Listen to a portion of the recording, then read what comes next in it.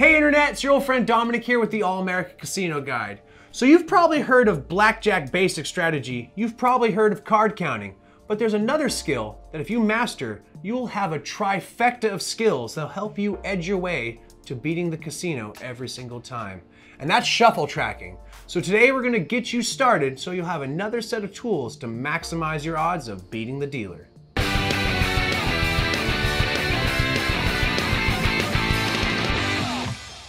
So what is shuffle tracking? Before I get too much into that, first thing I should do is tell you what it's not, which is a basic strategy. This is a very advanced technique, and you should only use it once you've mastered those other blackjack winning methods. Don't just go out there after watching this video and expect to instantly track cards and win big.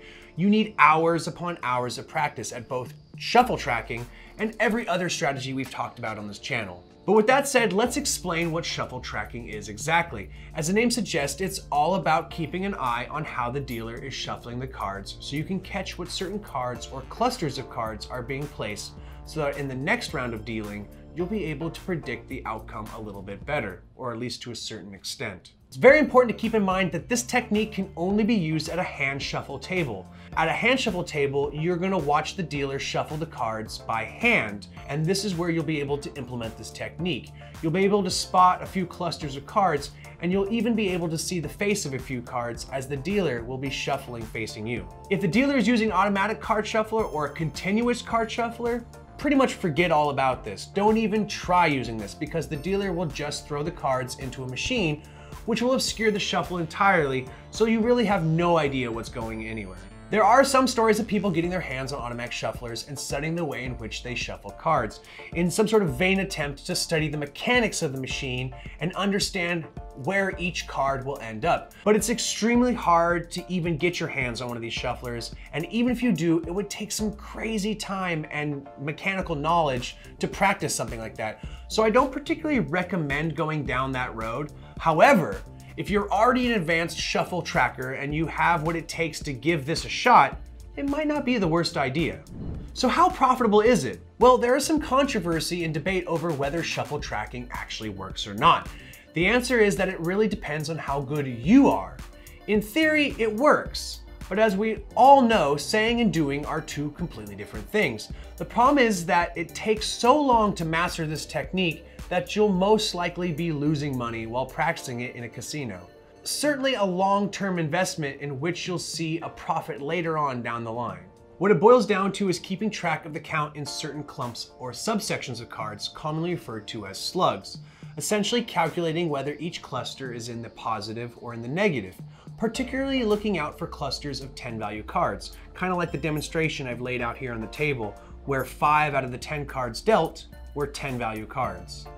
Then you'll have to bet according to when each zone of cards is being played, betting high if the count for that slug is high, and low if the count for that slug is low.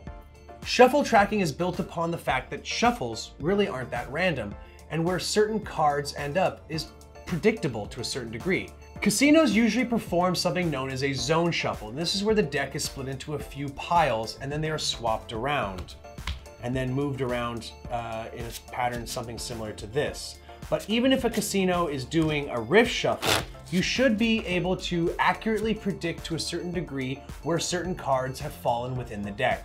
In short, you're essentially relying on the element of a non-randomness in shuffling and your ability to keep track of the count to a certain clump of cards that are being played, discarded, and replayed. Shuffle tracking becomes extra useful in situations where you happen to have a sloppy dealer at the table. The truth is not all dealers are great, and some do some real half-ass shuffles or make some major mistakes at the table, and that's where shuffle tracking really comes into play.